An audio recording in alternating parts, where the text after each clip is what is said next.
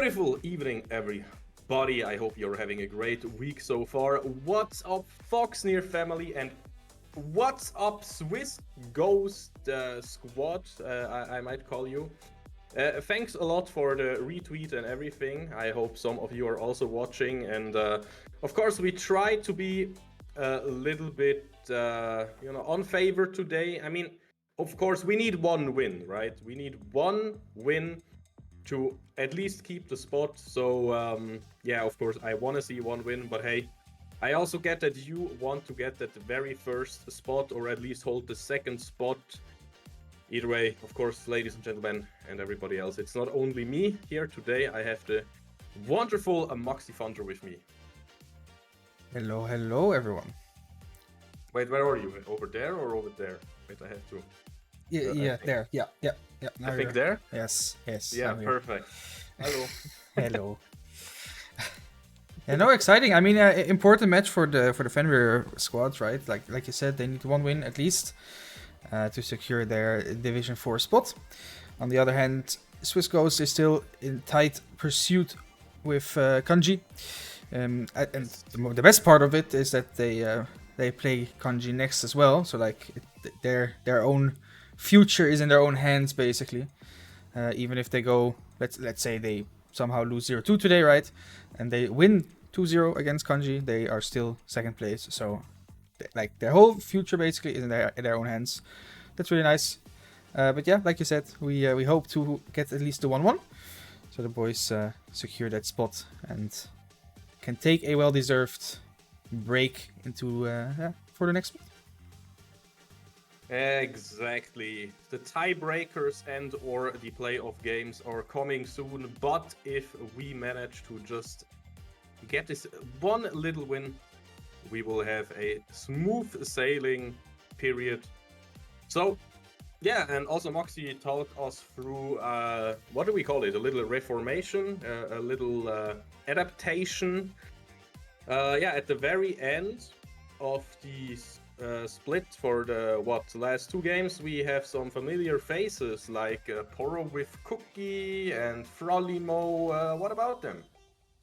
Yeah, I mean they played last match day already as well, and basically mid lane and top lane didn't have the motivation to continue playing, and some personal issues, which didn't help, in that whole situation.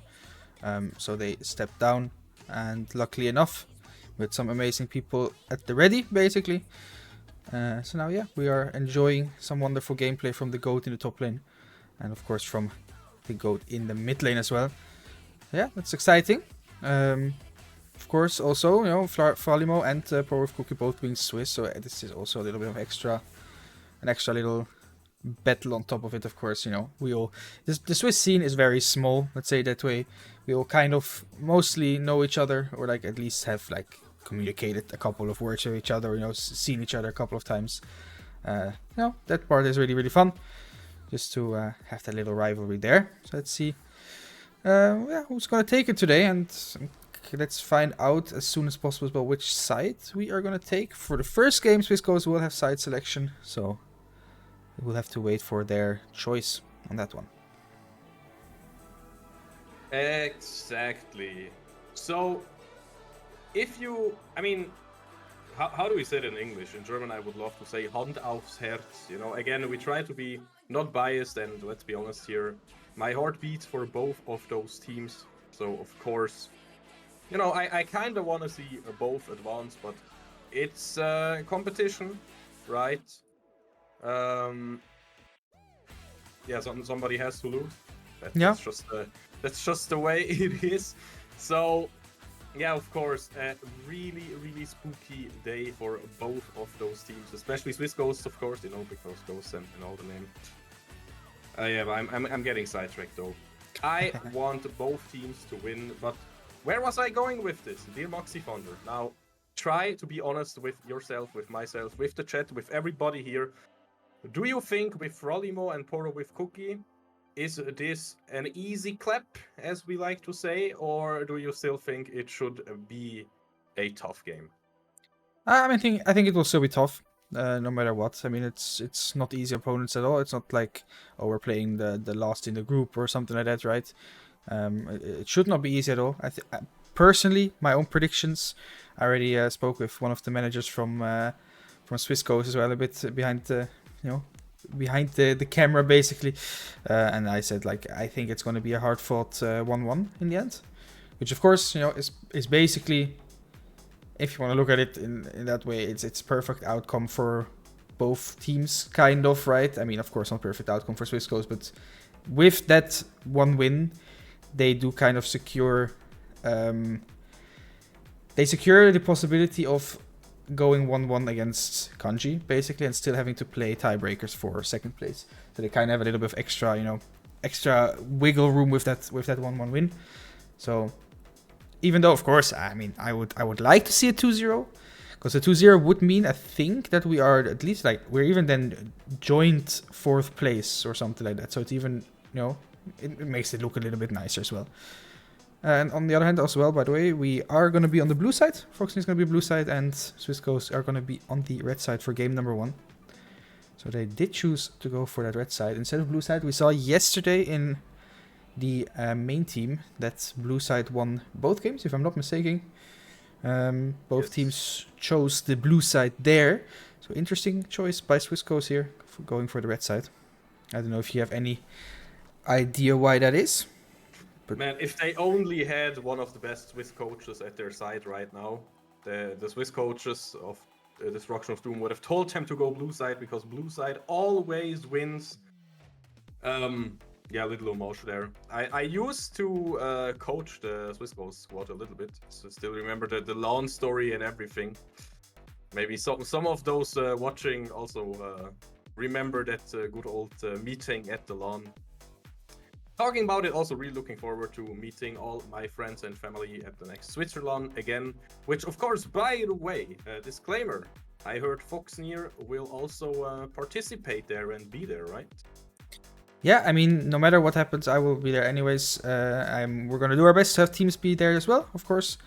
I mean, most of the players are not Swiss, so it's always a bit of a struggle to get people to a big event like this. But we are gonna try our best. I do know that my fellow co-founder Bao will be there for 100%, no matter what happens as well. So that's going to be really, really fun. I haven't seen him since 2019. No, before even. I think like 2018, 17 or something. That was the last time I saw him in person. So I'm really, really looking... At the event? At the event, St. Gallen, yes. Oh, that's awesome. I saw him. Yeah, it was he came in a suit. I don't know if you remember that, but he was like in a suit. We were with Ascension back then. I think it was actually one of my favorite LANs I've been to, because everyone was there. Like I remember Marv. Yeah, like Marv was there as well with his mate Grassini back then. I don't know if you still remember the name Grassini. Yeah. We had like community members be there. It was just super fun. And again, Bao came over from Denmark as well. It was super exciting. So it would be cool to to see him there and kind of show him the biggest LAN Switzerland has to offer, basically. So that, yeah, really looking forward to that. And of course, if you see us, feel free to say hi. We don't bite, even though we are foxes. I mean, foxes usually don't bite unless they are very scared. I could talk about like how fear works in animals now, because that was the first thing I had to learn before I could learn how it works in humans, and it's really interesting. But I know one thing: we will not show fear. The only thing I fear is, when are we actually starting? Come on, guys! I want to see the action. I want to see bloodshed on the rift. I mean, that's what we are all here for. Some nice games. Again, guys, it is the best of 2 today. Alice Ram, what is the best of 2? Yeah, it's a weird Prime League format where you can go 1-1. That was also the prediction from our dear Moxie founder. And in the end, if you go 1-1, then you just go 1-1. You do not play a third game, because you have so many games in the group. It does not really matter who actually won in a 1-1 situation. It just means both teams are equally as strong today. Cast is ready. I think the players are ready. Moxie, take it away. Now we still have to wait for them to start, and I have to press this start game button. Everyone should be ready. Okay, never mind. Panda just left for a quick roll, you know, like pandas do. No, it's one of those, like, yeah, if this guy is AFK, I can also go AFK for a second, right? And there we go. Let's head over into Gem Select. As you can see, Foxnyr Fenrir on the left side, on blue side, and Swisscoast on the red side, chosen by Swisscoast themselves again. So we will have side selection no matter what on in the second game. That's exciting. Fiora taken away already. You know, really hard to play against, of course, if there's a good Fiora player on the enemy team. And of course, Fralimo the GOAT pulling the ban he always does. The Aatrox will be taken off the table as well.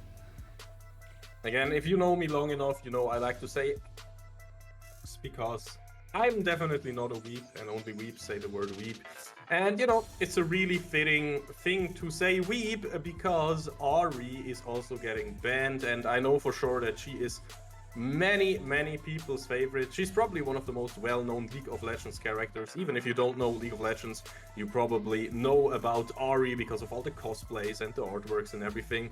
Now, the opposite can be said for a new champion like Smolder that is getting banned. And finally, the support / flex bans, Senna and Karma, will not be available. Of course, Karma, an insanely strong character right now.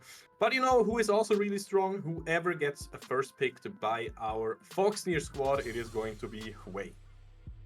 It's gonna be Hui, probably 4-4 with Cookie in the mid lane. Of course, yesterday we did see it as ADC twice, if I'm not mistaken right now. Oh no, wait, was it ADC once? No, it was ADC at least once, I can't remember. My goldfish memory is not helping me out right now. So we are gonna see Power with Cookie pilot this painter, and I know from like personal experience he's really good at it. On the other hand, we're gonna have a Talia answer and potentially a Jax, of course. Both of these champions kind of flexible between top, mid, jungle, you know, like the three roles basically. I'm still quite unsure where these champions are going. I'll have to see what Foxnyr answers with. Yeah, I have to take a step back. Talia and Jax, that is not what we are usually used to. I don't know. I would have guessed we will see a Seraphine, something like that, one of those neutral powerhouses, but it is going to be a Talia and it's going to be a Jax. Now, even though you are 100% correct, the Jax will likely be top lane, even though he could be flexed into jungle. And honestly, Xin Zhao is a reason to pick him into the jungle, because with the Counter-Strike, Jax is one of the few junglers that will not just get bullied, but honestly, there are many more and better junglers right now. K-Sonte getting hovered, but Gnar, it is in the end. And you can basically hear it, Mox. I'm kind of just waiting for the first 6 champions to be picked for the first draft phase and first ban phase to be over. I'm not too sure if you really want to lock that any. I'm not too sure if you really want to lock an assassin, but hey, you do you. I mean, you kind of give up the flex pick already. And I want to give it over to you now. The Pantheon. Okay. Moxie, think fast. What are we seeing right now? And in your opinion, who has the better core already? So to me, at least, most likely it is going to be a Jax in the jungle, Talia mid, and Pantheon top. That would at least be like the way I would personally think of these 3 picks right now. I think they're actually really good. I think that's the way I would put it. I don't think like Pantheon really has any fun in 2A. Personally, I'm not 100% sure, but I don't think he has that much fun. But we have to see, of course. Again, everything is still very flexible. I mean, even Pantheon can go jungle, right? I mean, they literally have a three-way flex, kind of. On the other hand, Xin, Gnar both kind of struggle into Talia. It's not the most fun matchup, let's say it that way. I do believe they can play around the floor, right? The stones on the floor. But it is a little bit annoying. Also, Jax, you know, blocks auto attacks, and Xin and Gnar both like to auto attack, so probably not the most fun matchup so far. But yeah, I think Foxnyr has a kind of a cleaner core for right now, like a more natural, more standard core. On the other hand, Swisscoast have a very playmaky skill matchup core. So I think it's pretty even. Overall, I think I would give it to Foxnyr for now, just for the way. The way gives so much value. I think Talia is not a champion that can punish it really hard. Pantheon, I'm not sure again if it's mid lane. I'm not sure if it punishes it either. But I trust in Poro. Oh, we definitely trust in Poro. Yeah, I'm so not sure who goes where, because as you said, in theory, Pantheon, maybe you want to cheese the way in the matchup, just because he was hovering so many assassins. But hey, maybe that is the mind game, trying to hover the Kiana, the Talon. I mean, those champions can be a jungler, right? That's just what jungle is right now. Basically, everything can be jungled more or less effectively. And there is the Swain. And man, Moxie, I personally love Swain. So what I want to do right now, I want to look at the team comps once they are done. Because man, Swain, what a puzzle piece to put into that team. I love it. With Xin Zhao and Gnar, you still have a lot of normal attack damage. And with Swain and even a Seraphine, you have so much team fighting value and so much AP damage. But still, you cannot really just stack the magic resistance stat, because what if a Xin Zhao and a Gnar jump onto you? What if they deal a lot of auto attacks and you do not have Ninja Tabi, aka Steel Caps? It just feels kind of bad. And the other elephant in the room now with Bard. Moxie, do you think the global power from our boys on the Swisscoast side could be too much for the mid game? Because Bard has a lot of roaming power with the portal. Talia, Weaver's Wall, Pantheon, the Grand Skyfall. Yeah, I think that's one of their main strengths as well, right? Yeah, I mean, they can travel around the map really, really well. And for now, at least, the prediction of the Talia being mid, and that one is correct. The other two I swapped around, but Jack's jungle it is. I think Jack's actually really good into Xin Zhao, by the way. Because, you kind of just deny a lot of his damage with your counter... Is it Counter-Strike? Is it called Counter-Strike? I am not sure. With his E. Oh, wow, look, I know champion ability names. What is this? But yeah, like you said, every single one. Come on. No. Okay. No. Boomerang. I don't know. Oh, boomerang. Okay, fair. I'm not a really big fan of the Seraphine pick personally. I think a little bit more follow-up frontliney kind of champ would have been nice. I do really like the Swain though, because you're playing into something like the Pantheon, the Jax, right? Those two champs kind of just want to jump in. And I am not sure if they have enough damage to really burn through the Swain like in an instant, right? Basically. So he will do a lot of work in those fights. And also Kai'Sa, kind of needs to stay out of range of him as well. So it's really hard for her to play. And I do wonder what build we are going to see. Because if she goes for the hybrid magic-y build, right? That we've seen more recently. They have a lot of AP, like a lot of magic damage on Swisscoast side. And Bard, of course, has magic damage. Talia, even Jax, has a little bit of magic damage in there. So it will make... Yeah, exactly. So like it will make it like armor optimizing for like Swain and everything a lot better. Something like the Spirit Visage, which is already really good for Swain, right? With bonus healing, just rises in a lot of value because he will not die to Jax and Pantheon. Moxie, either only I look like I don't know what I'm talking about, or we both do. What is the item called, the magic resistance item that gives you this Galio-like shield? Because I always forget that item name, I swear to God. I don't even know, like, all the new items I still don't know the names of, because I just have not been playing, like, enough, or like, not, I've played enough, but not, I haven't really...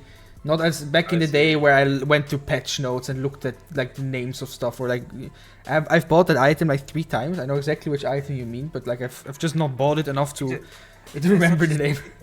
It has such a stupid name, and I actually want to look it up now because I think this game is a beautiful angle for it. So we have to talk about it. It's called König Rukern or Rokern, or I don't even. It has such a stupid name. Every time I play League at the moment, I look at it like maybe once in the game, and I'm like, I have to remember that name, but it's just impossible. Like, what is this even? How do you even talk about it? Do you say Rook? Do you say Kennick? Do you say Rukern? Like, you know, what is the short term for this?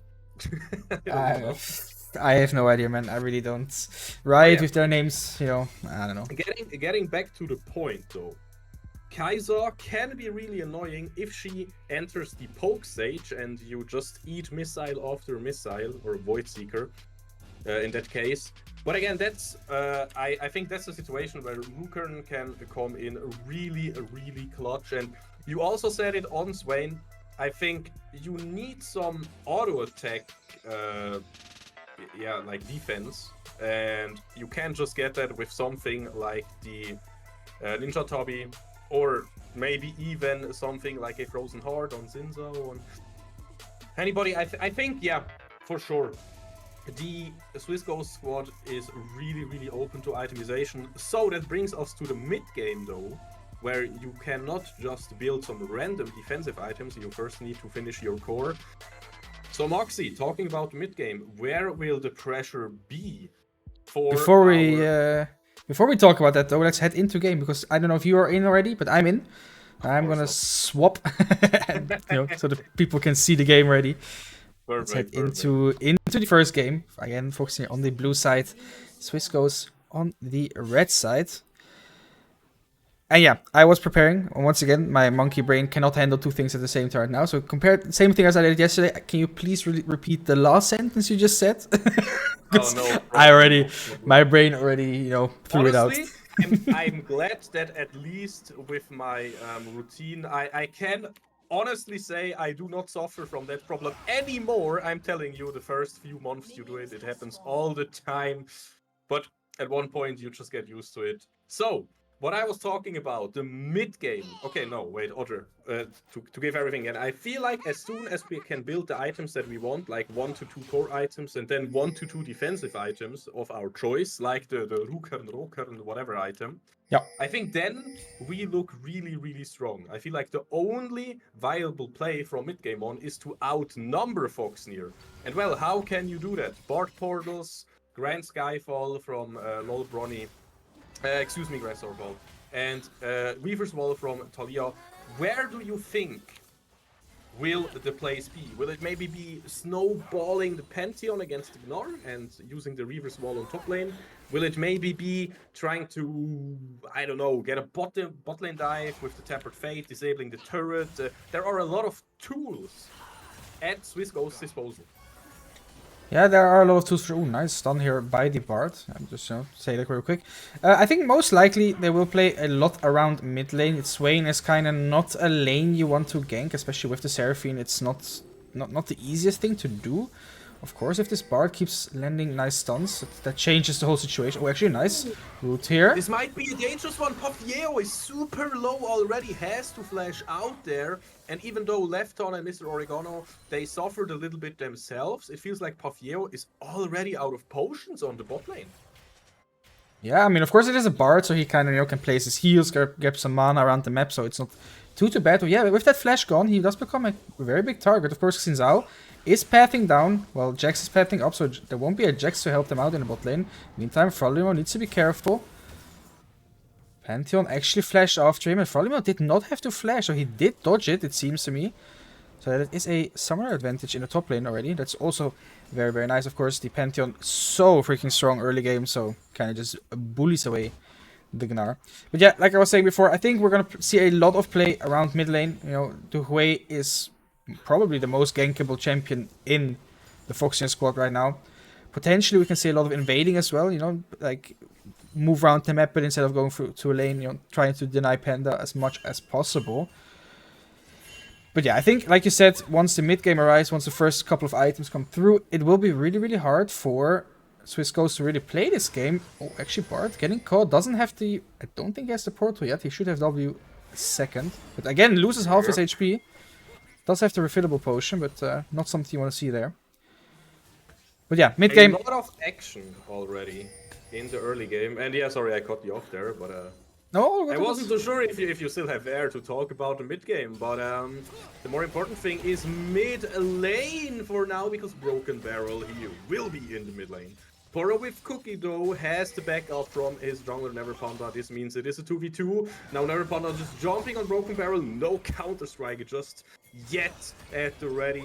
Never Panda just a beautiful flash there to not die. Now Puffy also showing up, and yeah, Moxie, I wanted you to talk about mid-game, but the players, they say, no, we decide this one in the early game, as we already see some more bullying on Arctozo. Yeah, and basically what I said, the play being around the mid lane will come through, unfortunately for poor Cookie. So he has to kind of just run away, give up a lot of experience here, a lot of farm as well. Of course, Jack still has flash, so needs to be a little bit careful, but here comes the cavalry. Lefton and Seraphine are both here. Bard actually gets slowed, will get CC'd here. First blood is there, and the Foxes are getting it today. And this means we are ahead a little bit, but hey, it is only to support Moxie. I think you know what this means. Yeah, it's not like you are busy last hitting or anything. So I think it's the best in a bad situation. It is the best in a bad situation for sure, and of course it is only a kill on support, and it went to the Seraphine as well. But it also kind of gives way a little bit of breathing room there. You saw how far behind he had to play, so it was super helpful to get a little bit of assistance from the team. In the meantime, Jax did take one grubby. He didn't choose to go for more. Now Never Panda is just quickly going to help out Frolimo because the wave was in a horrible state. And as you saw, the Gnar cannot really do that much into the Pantheon. It's again a really annoying matchup. Actually, takes a... it's a hard lane to play for the Gnar. Okay, once I think... but one question here. Yeah. One question here. In my mind, okay, I'm an ape. I'm not that good at League of Legends anymore, but hey, this Frolimo guy, once he hits level 6, his ult does a lot in the all-ins, right? But only if he has access to his Mega Form. And then we have LOL Bronny, and in my book, his ult doesn't really do anything for the lane matchup. So who does really have a power spike here on level 6? Because again, LOL Bronny, I said it doesn't really do too much for the lane, but of course he can roam into mid lane or into the jungle. So who really likes level 6 here? Yeah, the way you can kind of look at it, like that specific matchup with the ults, right, is basically when your ADC, right, has teleport instead of a summoner spell, like instead of a combat summoner spell. Basically this means, he has a little bit more mobility on the map. He can take a bad trade, ult back, in this case, ult back to top lane, right? He can do stuff like that, and Frolimo has the, let's say, ignite, the exhaust, like the combat summoner spell, which means he will be better in the 1v1. Actually, Bard needs to be careful. He's still level 3. He's not strong at all. Yep, and he just dies to Lefton's, what is it even called? I don't even know. Help, man, Death Sand, exactly. I know his Q has a really sick name, but I just forgot. And also talking about sick abilities, Broken Barrel just showing up to make sure that his main laner does not get solo killed there. Poro with Cookie hitting the Spiraling Despair and just doing God's work here. Yeah, very important kill for bot lane here. Lefton is getting very strong. Now needs to be a little bit careful though. Kai'Sa, of course, has the ult advantage. Will not choose to go for anything. Now Bard will be found out again. Loses most of HP again. Oh, top lane actually. Gnar abusing the fact that he has an ability. This is so close, lol, Bronny. Okay, Frolimo really disciplined there, but now on the dragon it is about to go down. We see the ignite. Lefton looking low and lower, will die without having ult up, so of course Never Panda on the hunt for Arctozo. Mr. Oregano going away. Now the Weaver's Wall is coming in to just keep Boro with Cookie at bay, but it doesn't really matter too much. Broken Barrel still had to flash out. Here it is 3-1, but the gold is still really even. The question keeps on asking itself, who will get the dragon? Never Panda is here, Broken Barrel, no flash, super low, but still threatening the smite steal. Finally, I think both teams realize that this fight cannot be won. And never mind, there is the Grand Skyfall. LOL Bronny just showing up and roaming. Yeah, this is exactly what I meant. The ult, he has the quote-unquote TP advantage over the Gnar. Of course, Gnar still didn't have TP. So even, it could have ended worse if Foxnyr would have gone for that Drake, with the Pantheon ult coming out. They would have lost that one for sure. But at least it's only the way who will fall. But yeah, it was a hard fight because you know Swain did not have his ult, and you know he kind of needs that to really do anything. But he is super strong now. You can see he almost has his first item completed, and I can take a quick look at the stacks as well. Once we go back to bot lane, I don't want to go away from this top lane. This top lane is so exciting right now. Drake will be started and left on us 11 stacks already, so 132 bonus health. You know, we take those. We have to look at the dragon here, and I'm not too sure if you want to give that one away because the global cooldowns, they are huge, and red team will get the smice with broken barrel, can just get the objective, but will his team be able to walk away? Nope. Puff Yellow will die again to Death Sent now. Meanwhile, Frolimo on top lane just jumping over the Spartan, throwing everything he has at Lol Bronny, and he will find the solo kill flash for flash. What an amazing fight on top lane. Yeah, Gnar again now, instead of having the the TP, he has the summoner's combat. Jesus. The combat summoner spell, that's what I wanted to say, with the Gnar ult, and we'll find the 1v1 in the top lane. Very nicely played there, both using their flashes. I'm not sure if Gnar flash was needed, but you know, better safe than sorry in this case. And yeah, left turn is becoming very scary. Oh look, a lot of damage will come on this Kai'Sa here. Bart once again just trying to do anything, and will get hit by the Xin for the 20th time this game. Now Frolimo. Meanwhile on top lane in the 1v1 against Broken Barrel, he jumps away, both are Solo and Broken Barrel. Oh, he didn't! Meanwhile on bot lane left and will not find the kill. Everything is dodged by Arctozo, even the Poro with Cookie showing up and trying to get the kill here with his ranged Serenity. Never Panda also missing with the Flash Blade and Wind, and still, even though it took a ton of resources, we are at a 7-5 scoreline right now, and we are in an exciting game. Yeah, very, very fun game so far. Broken actually, it's careful. I mean, he got a grab. I think that is worth, actually. Not gonna lie. No. Just for the mental tax. It's not worth it for your mental expert. Fair. I understand that part. Ooh. Can he find Safey? Maybe? No. No cooldowns up. Yeah, Safey doesn't have flash for a second. Now it does. So he should be safe no matter what. But yeah, once again. Oi. Super close. Okay, so a couple of events just happened. You know, top lane. Frolimo. No, everything is still happening because Frolimo has not seen enough already. He's fighting, he's going for it, but he realizes, meh. Maybe Lol Bronny with passive up is really dangerous because do not forget Lol Bronny has more damage if the enemy is low on Earth 2. Now Broken Barrel also up here. It is a 2 versus 2. Pafneo also joining Never Panda. He does not have his ultimate up, and this is a big problem because he will fall. Broken Barrel will tank a turret shot, but it will not really matter. The Bard is also here, but now Mr. Oregano also joining. Will get hit by the Tempered Fate here. Will get knocked back. Will fall into the hands of Swiss Ghost, and those two teams, they do not wanna step off the gas. They are just going forward, man. Yeah, a bit of an unfortunate secret of events there. You know, 4 versus 3. Yeah, the member advantage, like you said, with the Bard, with the Talia being able to roam a lot, right? Helps out a lot. Yeah, and the Gnar, you know, was behind, like, Pantheon finished his first item, so he is very, very strong. There's no way the Gnar kind of wins this 1v1 at this point, even though he has that summoner spell advantage, the way I like to say it, right? But still, the Swain is very scary. I think the longer this game goes on, the harder it does become for Swiss Ghost. Panda manages to steal a grub, so it will be 3 per side. Kind of useless, but, you know, I mean, both sides are like, yo, we both take 3. It's fine. Yep. I have a question here, my friend. Mm-hmm. What is your opinion about Melinance on the left hand? I think it's a great item, right? Oh, a lot of that. Sorry, I wanted to wait with answering that until the... Arctos still has flash, so he should be fine in theory. Yeah, should be fine. Is forced to cleanse though, at least, and will most likely at least lose one big wave, or not big, one normal wave here. Now Xin Zhao is mid lane. Talia does have flash though. Don't think you want to go for this. Just a little poke.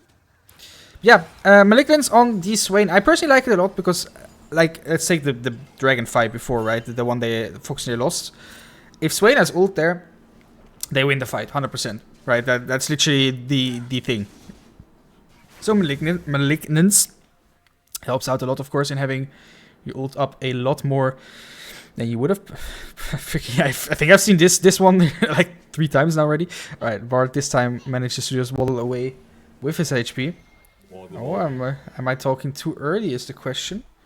Well, meanwhile, top lane, I'm all here for the action. Frolimo, he's not mega right now. That means he has to really watch out. I know that Gnar in his mini form, in the baby diva form, he's just not tanky, and Bronny makes quick work of our prehistoric Yordle friend.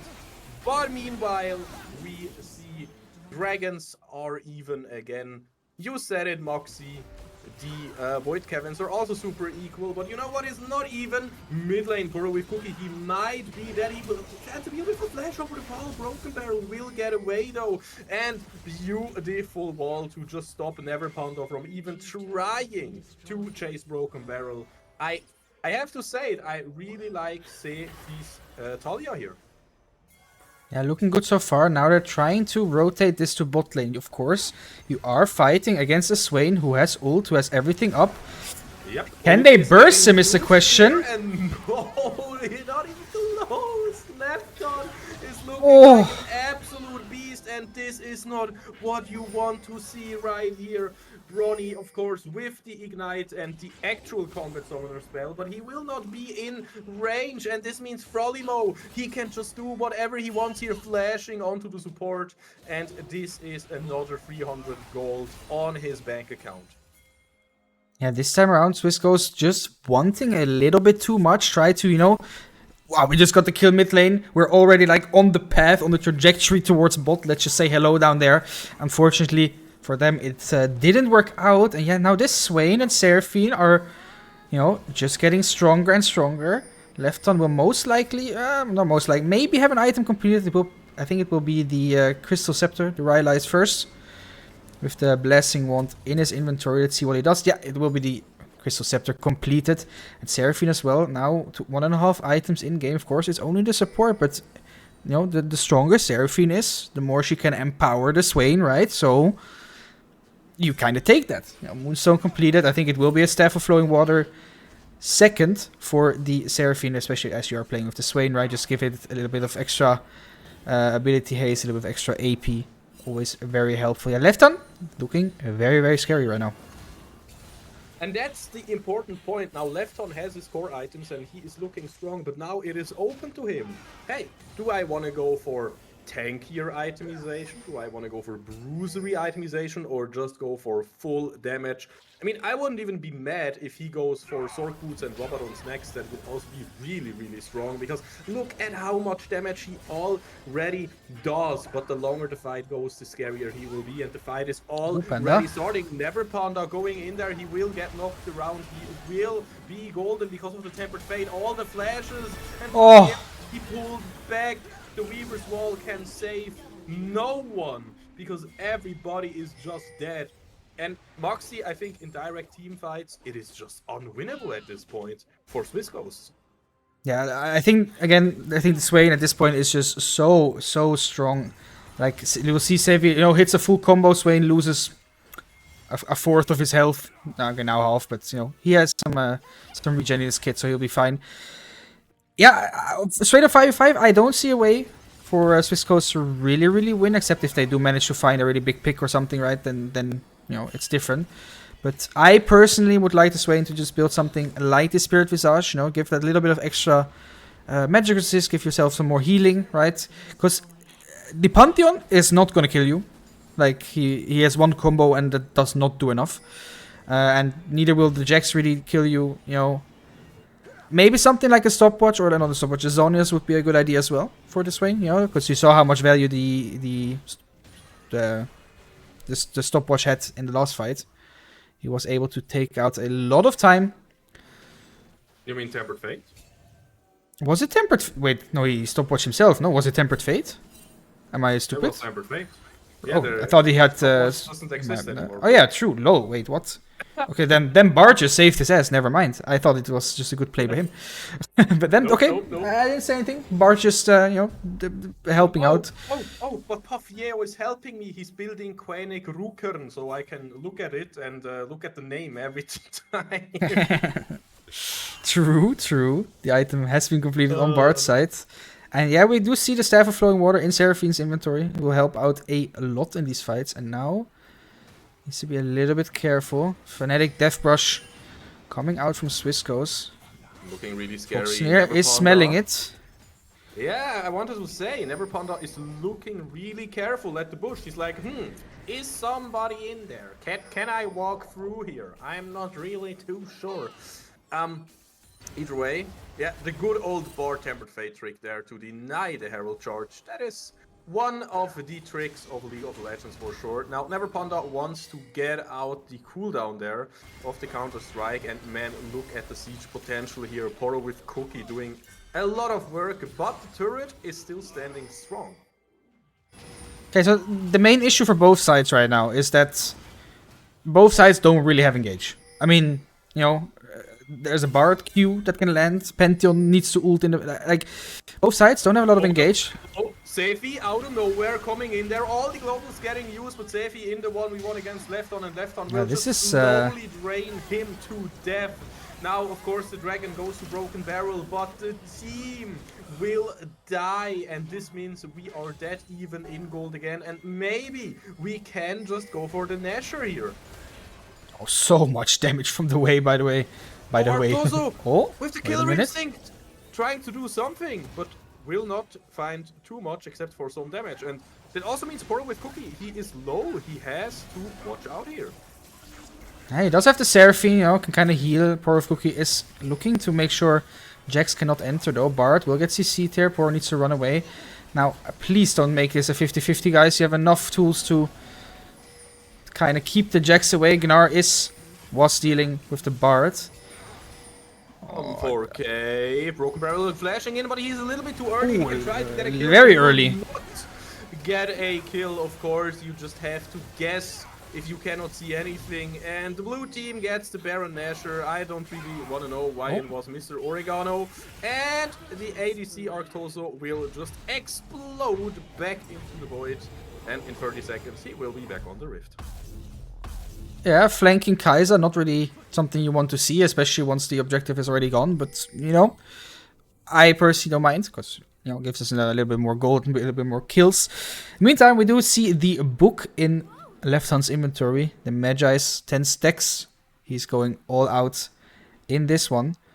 And he does have that little magic resist cloak as well. So I'm potentially looking for that Spirit Visage. Maybe he is watching this stream and now heard it after the delay, right? Maybe.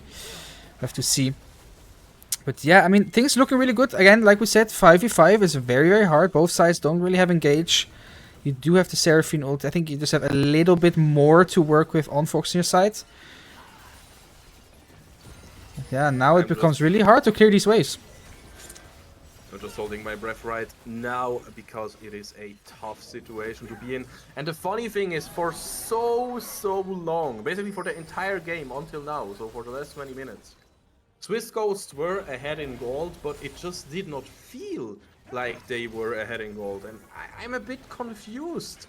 Why are they looking like they are behind so hard? Because they are not behind. Now, speaking of behind, Pantheon is behind them. Kai'Sa will dodge the ult. Now Pantheon coming in. Gnar TP's in though. Yeah, Gnar TPing in, and there's just nothing you can do. The Pantheon will be left all alone. And this means nothing to do here for the Swiss Ghosts. I get the fury behind it, but this game, it just looks so over, man. Look at the dive. Yes, the Tempered Fate will maybe stop Lefton on his rampage, on his killing spree. It will also maybe split, but I still feel like Broken Barrel just running for his life. And now only 2 members left. Paffieo, Arctoso will just die like it's nothing. And Paffieo, he will stay alive for at least a second. But it's not going to be enough. This should be the first game. I'm not sure if it's game. Pantheon is up soon. Bard did manage to survive. Low health bars. No Swain ult. Swain ult coming up soon though, thanks to that Malignance. God, I hate that name, not gonna lie. Teleport make back for with Cookie just in there, and Lol Brody trying to stay alive. He will not even be able to go back into the fountain to heal himself. You are in your own base and you are just getting destroyed. And Sefi looking for a big teleport right now to get those sweet shutdowns. 300 gold on Poro, 300 gold on left on. Oh, he's a monster and he is unleashing the dragon. Drache erwache is what he just said, and he is just stomping on everybody with his free items and his fully stacked Magi's. This squad looks unstoppable right now.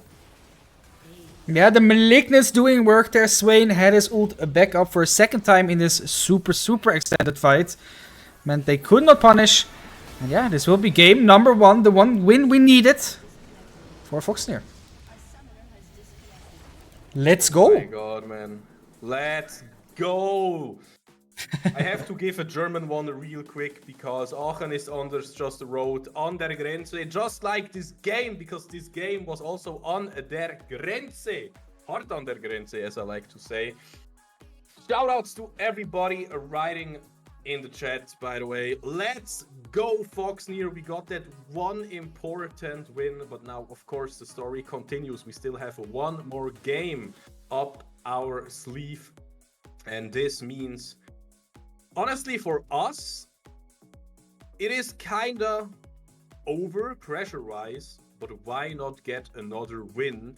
And the pressure just got even stronger for the team facing Conchi soon. Yeah, it's like, man, you guys in chat are basically just picking the words out of my mouth. I was like, you want every single win you can get, because you will face Conji, and if you lose all the games today, it will just make the match against Conji nerve-wracking, and that's just what's happening today, man. Foxnyr is not making it easy.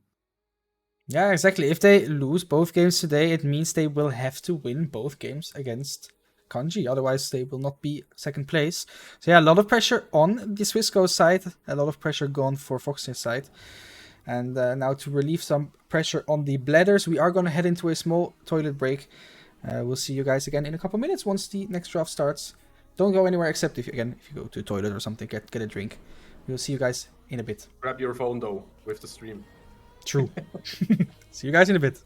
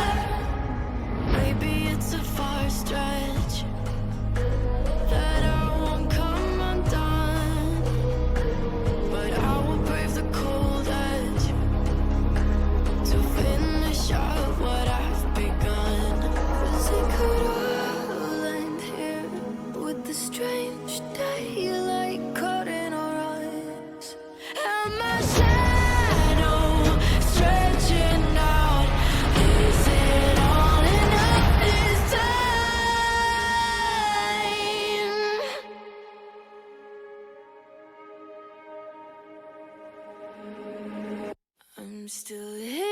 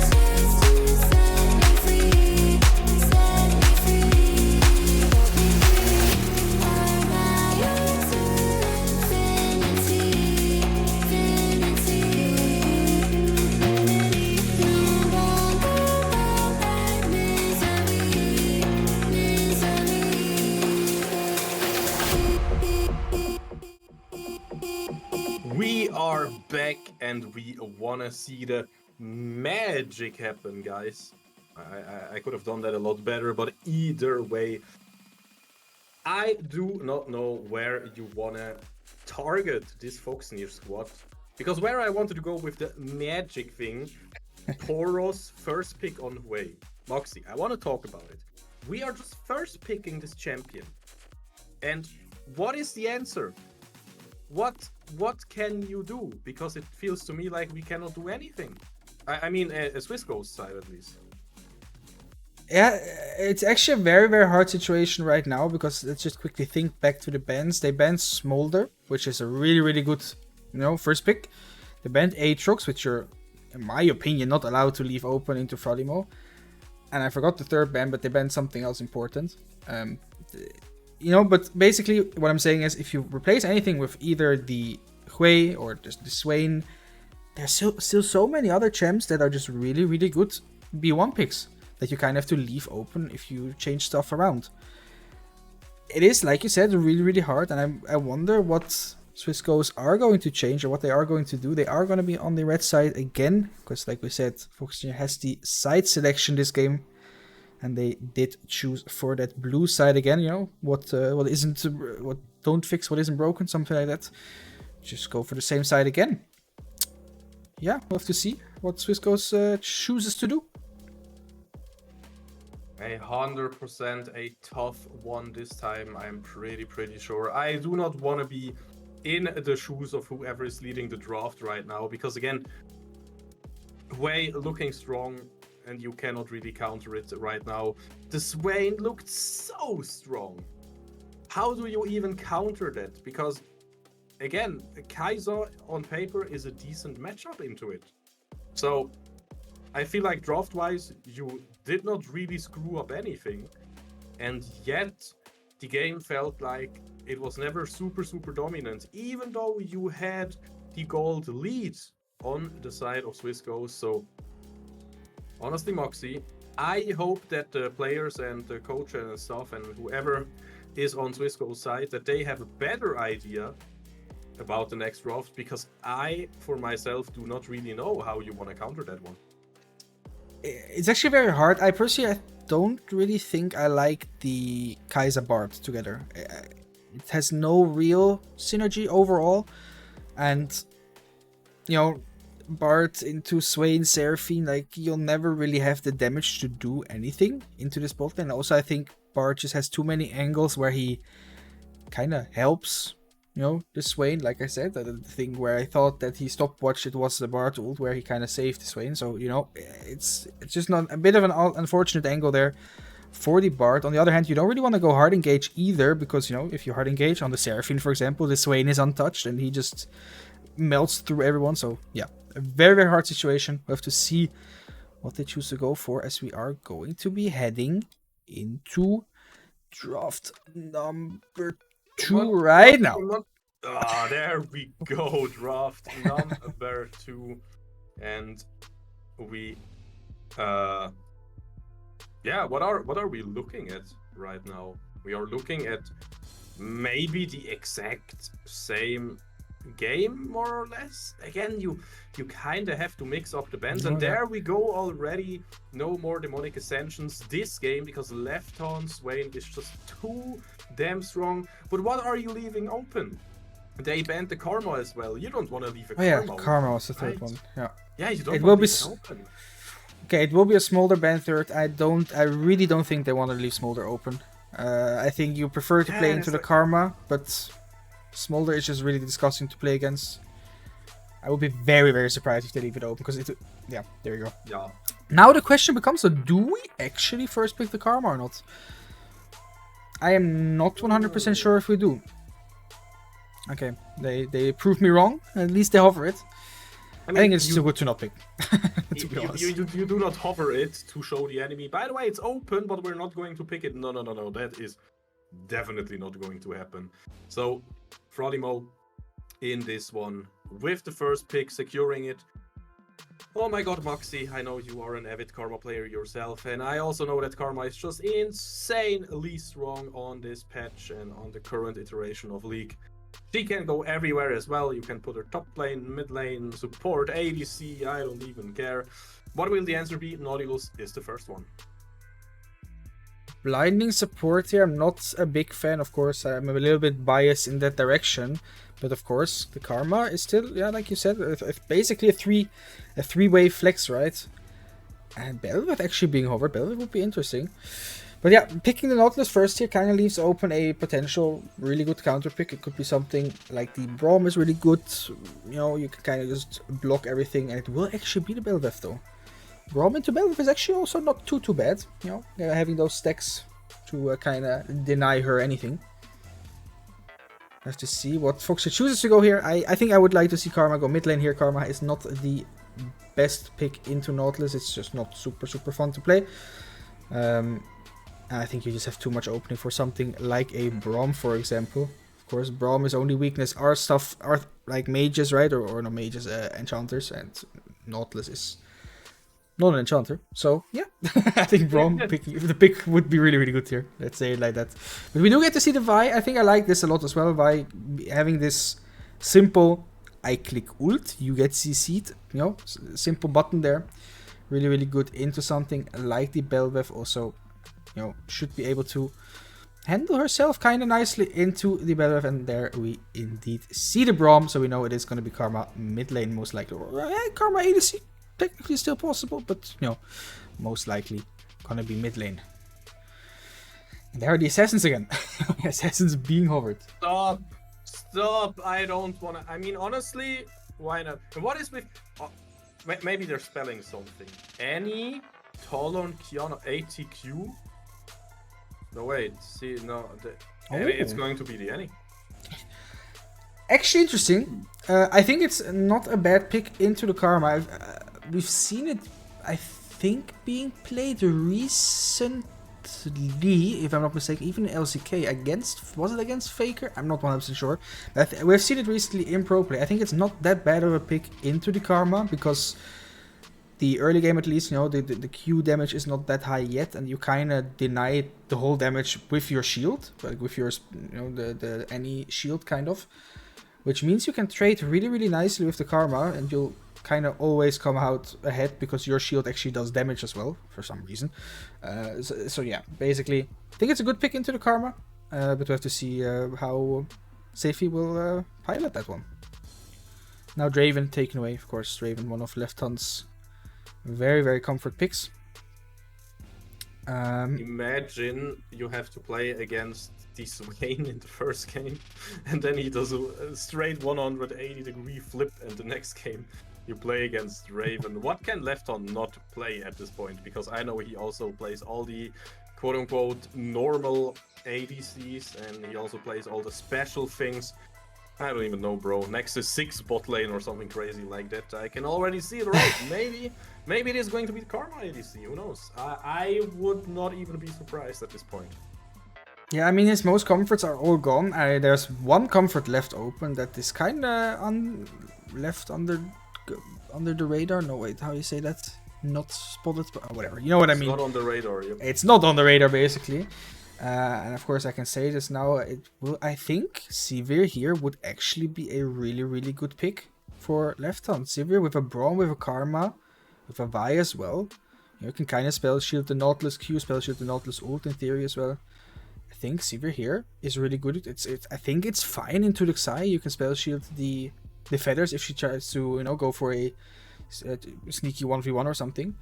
And yeah, it is one of Left-Hand's, yeah, the 4th rank of his most comfortable ADCs, I would say, or the 3rd rank basically. I'm not sure if he's more comfortable on Draven or on Sivir right now, currently in this moment of time, right? So I would not be surprised, and we do indeed get to see the Sivir for Left-Hand, which I think is really good here. I just think it's a very good pick. I love to see it. I love to see the draft so far. They even banned the Pantheon, and they are going for the Sivir Gnar again. Now, what will the next answer be? Even though, did you feel like the Pantheon is ban-worthy, or is it more of a comfort ban to be like, hey, show us something different at this point? They are showing something different indeed. I'm guessing it's actually gonna be Rek'Sai top lane. Okay, very interesting. I'm not 100% sure how good or what it does, but you know, we're gonna see a Rek'Sai top lane. You can go ahead if you know anything about it. Yeah. The thing is, Rek'Sai had a mini rework, and I mean that's just me as a jungle main crying. I like all the bruisers, my friends, and Riot reworks us all the bruisers away, and Rek'Sai is one of those examples where the rework made her have a lot more sustain, and guess what? Having more sustain is really cool in the jungle, but having more sustain also really helps on a lane, especially if your opponent is something like a Gnar. Now Rek'Sai has a lot of burst, so if the Gnar is in mini form and nowhere close with his rage bar to enter the tankier form, you can pretty much just jump him once, he drops to like, I don't know, 1/3 of his HP, and then you jump on him again, and he should be dead. And on the other side, if you just toggle between your burrowed state and your other state, you know, to regenerate Fury and then use it to sustain. To sustain got really strong, okay? That's my TLDR. Okay, understandable. I mean, I think Rek'Sai, to me, at least like in a lane situation, kind of is a similar pick to the Pantheon. Like you said, a lot of bursts, you know, you hit the knock-up, you hit the stun, or hit the stun, click the stun, right? It seems pretty similar. To me, the only big difference is kind of that Rek'Sai's stun is dodgeable, right? It's pretty linear, as in, you know, she burrows forward, you can jump away, kind of. So I see a little bit more counterplay potential there. Of course, she does have the sustain, which the Pantheon did not have. On the other hand, of course, Pantheon did have his unstoppable will or whatever it's called. And that's another ability. That's not that exactly. So you know, kind of blocking all of. I'm trusting you here, man. I don't know. You're the professional. I'm just here. I'm enjoying the ride. But yeah, it's interesting. We have to see how top lane manages to kind of you know drive around on this Rek'Sai. Literally, basically drive around because you know you can tunnel, whatever. Yeah. On the other hand, rest of the map again. I think Annie versus Karma is really interesting because I think it's actually really good for the Annie. We have to see how poor Cookie deals with it. But on the other hand, I mean Karma is just as we all know, Gigabusted Malignance is literally. Like, you could just rename Malignance to something Karma related, basically, because it's an item literally made for her. And yeah, I think it's gonna be hard for Swissghost to deal with the Severe once she does get online a little bit. They do have a lot of like CC on one target, but I think they'll need a lot to really get on her, especially with something like the Braum just standing there, you know, protecting the Sivir, also with the Karma. We'll have to see how they, if they manage to get onto the Sivir. Will be a hard task, but, you know, we'll have to see. It's going to be the exhaust on Braum as well, so just to make sure that his ADC is extra safe. If you manage to exhaust the Rek'Sai, she kind of loses a lot of value, also the Bel'Veth, of course. Yeah, excited. It's really hard for me to just look at these two teams and say, you know, I see a clear favorite because I see potential for both of them, kind of. I don't know what your opinion is on the, you know, the prediction. I'm gonna say it. The early to mid game playstyle did not work out in the first game, and I think it will not work out in the second game. Clone, Luca, if you're watching, I already told you, man. If they went for the blue side instead, I would have maybe believed in them, but with our draft and with us on blue side again, they have my vote. And also, Moxie, I hope you're in-game as well. Are you, my friends? I am. I'm ready to head over. I'm just quickly waiting until the annoying black screen is gone, and we are going to head into game number 2 right now. Let's go. Game number 2, ladies and gentlemen, and everybody that is here in the chat, thank you so much for watching. We will have the last game for the Foxnyr squad and the second last game for our Swiss ghost friends. This one is an important one for the Swiss ghosts especially, but I would also say for us getting maybe one more spot, you know, being a spot higher in the division 4.8. Why not take it? Why not set a marker and go out with a boom and just go 2-0? That would be nice. But of course, again, Kanji will be facing Swiss Ghosts, and they need every single win that they can get. The first game was a tough one, but Foxnyr was victorious. Can they do it again in the second one? Karma will be... Yeah, Karma is doomed here. Goodbye, Poro, unless he still tries to flash, but he will not get away. Puffyeo, he is really annoyed. Why did I have to suffer through the first game with my board and get caught by the jungler all the time? This time our jungler will be set up and he will have the tools he needs to, you know, do whatever he wants so far. Broken Barrel starting in the enemy jungle, and I can tell you one thing, Moxie. Belwef's clear is a bit better, faster, stronger than Vice clear. Yeah, makes a lot of sense. No, the good thing is the kill did go over to Nautilus, so Karma's flash was not absolutely wasted. She managed to at least deny it from the Xayah or from the Annie, but now actually mid lane needs to be a little bit careful, of course, without the flash. We can only look at minimap right now because camera chooses to be there. Vi actually wants to invade here. I'm not 100% sure if he's allowed to do this though.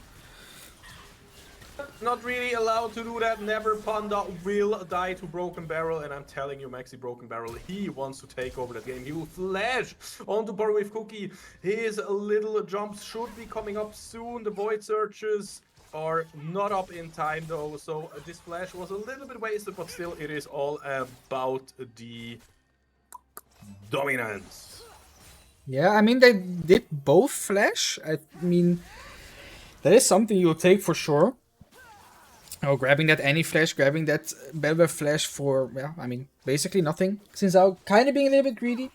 I don't think you win that at any point, even with like the Karma flash or anything. Because I think Belwef is just so strong in the straight up skirmish fights. Actually, mid lane, Karma finding a little bit of poke. Yeah, good start for Swissco so far. 1k ahead already. Levi is set pretty far behind. In the meantime, the rest is just kind of chilling, and this is what I meant top lane, by the way. That, you know, it is a bit more linear. I mean, yeah, what is this? You know, it's a little bit more linear compared to the Pantheon. It's not a point and click. It's actually an ability that takes time. You know, you have to reach your enemy to unburrow, and you know, Gnar is one slippery little Yordle. Like, yep. Yeah. 100%, yeah. I still think it is really noteworthy how Lol Bronny started with Doran's Blade and still looks so healthy again. That is thanks to the sustain changes. And you also realize with the Conqueror, he is kind of looking for the longer game, for the tankier fights that will maybe follow in the mid game. Frolimo is just playing this so well though. Bronny really looking for the knockup though, and you can see how much damage he has, but it is not going to be enough. Frolimo flashing after Lol Bronny. Now in the mid lane, Broken Barrel, he's looking for the gank here. Poro with Cookie looking really low. Will he be able to get out of there? Broken Barrel will maybe get out. Oh, the stun on Poro with Cookie. Poro with Cookie with the shield. Running away. It is so close. Never found out. He wants to find something. Holy cow, what is going on in the mid lane? It's not over yet. It's not over yet. Never mind. Broken Barrel, he still has No to mana. He will get the kill on Never Panda. Never Panda going down. And meanwhile on Frolimo top lane, the camera is panning up there because the camera knows something is about to happen, because both those top laners, they will hit level 6 pretty soon, or Lol Bronny decides to just go in anyways. But yeah, it kind of works. Frolimo will hit the stun, he will hit the Gnar, and he will get the first kill. Frolimo, he's just a machine of a Jordan. I love how, of course, no one can see our face cams, right? But one guy is like with both arms in the air, the other one is like doing, I don't know, a crippled yoga move or something. And it's I don't know what. You're talking about I don't know. The hand movements were just 10 out of 10 there. I was just, I don't know. Perfect, I had to, perfect. I had to quickly Good thing comment nobody it. records this. True. What a banger. Alright, I mean, yeah, nice kill by the Ignite. I mean, it's literally what I said, you know, it should be really, really hard for this Rek'Sai to be able to kind of reach the Gnar. And with the range advantage, of course, you know, you can kind of look for those 1v1 fights. And it did go his favor. He got the level 6 earlier, managed to yeet him towards himself and find the kill there. For the rest, now a slowed down game a little bit. Oh, Bromby trying to be the honorable support. Didn't work out, unfortunately. They call me when the action begins again, and I know Neverpanda is already on the bot lane. He's looking for the action. He still has his Vault Breaker. He's looking for a gank. It is a 3 versus 2. Arctozo wants to find a kill though. Mr. Oregano has to flash out of there, kinda. Arctozo really well played, gotten the best out of a bad situation, but of course it is not going to be enough. And still he burned both summoners for a kill. And meanwhile, what happened in mid lane, by the way? Yeah, a little solo bolo by the Annie in the mid lane. Unfortunately, the super far ahead at this point. Karma cannot really do much. And this was literally what I said. The matchup, Annie, I think is really, really good into the Karma. Karma's strength is, you know, whittling your enemy down, poking them a lot, and Annie kind of just denies that. Annie's shield, by the way, has really low cooldown, if I'm not mistaken. I haven't played her in support for a while, so I cannot say 100%. I would actually not even be that surprised if Annie is... I don't want to say maxing her E, but has at least like a second point into that skill, or maybe even a third, because it's just so valuable into this Karma. But yeah, our little shining light of hope, Sivir, did get a kill here. Bought herself a call going for that extreme late game. The thing Sivir does best, right? And now Gnar needs to be a little bit careful. There is a Belveth behind him. Ping's already coming out. Yep. Belveth running up. On top lane will be in danger, more or less. You can see Broken Barrel's map movements. He's like, yeah, no, maybe, no, okay, no. Walking into mid lane though. Can Karma get out of here? She doesn't have flash. Nautilus is here too. Well, it's Poro with Cookie though. He's kind of the Swiss faker at this point. He will get healed. He will get a movement speed from left hand on the hunt. Broken Barrel will now be on the escape. Or is there Oregano? Oh, very nice. Time looking so strong. There is the engage again, or more like the follow-up in this team fight. And again, even though Swiss Ghosts are ahead, and it is a well-earned lead that they have. But in this situation, it just did not look like they were in the lead at all. Yeah, they took a lot of time to try and kill the Karma. In the end, the Annie ult only went on the Brom. It was actually kind of funny. Brom jumps in like, I'm gonna fight this. Instantly just gets tibbers in his face. Couldn't do anything. But hey, he did what he had to do. And yeah, they wasted a lot of time. Oh, actually top lane now. Meanwhile, top lane, yup, you will just get smacked into the wall 1,000 times, and Neverpanda will pick up the kill with the red buff even. So yeah, Frolimo, I don't know, where was this guy?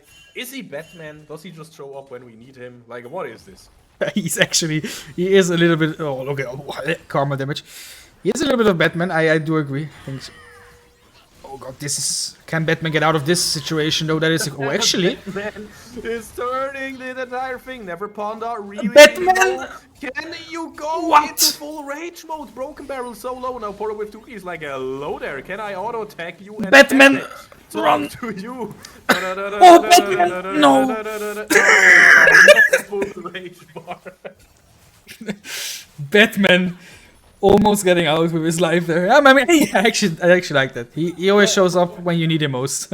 I was so ready, you know, to go like no, and when but he did not reach the full rage bar. I'm so sad actually. Oh, look at this Karma damage, by the way. Oh, wait, actually? Oh, Poor Cookie needs to be... attacking. He is pushing Power with Cookie around, and Power with Cookie degraded to a mere pin ball. Hey, Actually, kind of funny how I'm just gonna let's skip from that part. Gnar TP's in top lane. Somehow, while the Rek'Sai was hitting the Gnar, Rek'Sai took. Beautiful drone mechanics there, lol brony, interrupting the charge from Neverponda. You cannot just queue onto the Rek'Sai. That is what Neverponda had to learn. But good thing he learned it when it did not even matter. And I do manage to get any TP though. It's just something you'll take. A little bit of a summoner spell gained here. Now poor Cook needs to be careful. He's not respecting the ganks. He even messaged me on Discord before. Look, I respect ganks. And he doesn't respect this one. Yeah. He did. I'm like, dude. Back in season 7, when I played with you, your biggest issue was that you always got ganked. You always, that was your main weakness. I think his main. Wait. Bro, we have to talk about this now. Screw top lane everything. The good times in... Oh no, you don't want to go for that Neverponda. He will get the Tiefenladung in his face. Oh. And even though... Oh my god, Mr. Oregano, he wants to protect. They want to go even deeper. Oh my god, they will get Zephy! No way! Oregano is cosplaying Batman this time around. The light was shown and he was there flashing in to save his jungler to see CHG in this Annie. She couldn't move. Yeah, very, very nicely played there. Being able to get that. Now Lefton though needs to be a little bit careful. He's alone. Should be fine though. Arctos are taking a random tower shot. Kind of cosplaying the Stray Legs here. Who likes to tank tower. But yeah. Oh yeah, no, wait. I wanted to kind of make Poro look bad. I remember back in season 7, I still remember the situation to that day when we were like, yo Chesko, we're doing Dragon. Everybody is at Dragon. The only play they have is to kill you in mid lane. Do not push out and fight. And he was like, okay, chef, okay, boss. And, well, he fought and he got ganked from top side.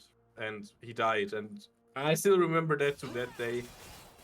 But man, also to be fair here, it's just so hard to get rid of hard ingrained play patterns, right? And honestly, the thing is, yes, sometimes it makes you look stupid, like when you just die to an enemy like that. Maybe he needs some magic resistance or something, I don't know. The boots maybe, Toppies. But yeah, the thing is, whenever Poro looks stupid because of something like that, he looks really stupid. But whenever he just gets a free kill like that, he just looks like Batman. And, I mean, who does not want to look like Batman at this point? Now, talking about looking like Batman, the Batvev is also jumping in there and just picking up a kill. Yeah, a little bit greedy there. Belvev was around to help out the Nautilus and the Annie there. In the meantime, Gnar doing a lot of work. Oh, actually bot lane. Oh yeah, there is another catch here. Papieo looking really good on a really early picked champion. And on top lane, Vrolimo looks even better on his Oh, Lefton, what are you doing? Oh my god, do you... Oh, what are you doing? Will you... Oh, is so low. Find him. Broken Barrel no, he has his I can jump over wall shit. Yeah, he has the powered Lavender Town. Oh no, Lefton, how are you there? What is going on at this point? Oh What is man. going on, dude? Okay, Oregano, I believe in you. Steal it. Oh, nice try. I respect it. Yeah. I respect it as well. But yeah, Broken Barrel, in case you don't know, chat or Moxie or anybody, I mean, I know that you know, but maybe some people in chat, because you rarely see Belvev nowadays, and maybe not everybody knows. You have 2 different ult forms. Like, yeah, talking about the ult forms there, Neverponda. Can you guys please stop? I'm trying to explain something here. Thank you. Yes, just walk away. Okay, so you can... Oh shit. Poro. The mid lane teleport will maybe happen in something, and it will end in Poro's death. That's not noise. Yeah, questionable TP, and I'm not gonna lie, TPing on an Annie with everything up is always a little bit scary in my opinion, but hey, I respect the try. In the meantime, Rek'Sai building the Bermuda Triangle in the top lane. a little bit scanny, get it? I actually don't. Scanny. Scary. Oh, and scanny, yeah. Yeah, I'm gonna Sorry. leave, guys. Sorry, I didn't Yeah, understand that sorry. one. Sorry. I'm gonna leave, guys. I'm gonna leave. I don't know. Anybody could do it better than me with those any jokes. Oh my god. Well, I'm glad we don't have Wei anymore because I would not have found a way to make a joke about Wei, right? And I'm gonna be honest here. I appreciate the effort, but lol Bronny is also looking a little bit like a joke here because look at that, Frolimo. He just kills him like it's nothing. In Batman we trust. Once again, Frolimo putting on that backpack, taking it, saying, yo guys, this game is on me. And it will have to be on him because poor with Cookie might potentially be in a sticky situation here once again. The whole team is here. Battlefield now 1v2. Now Brom is in no man's land somehow. Looking a bit tough. And Everpot are still thinking about joining that one.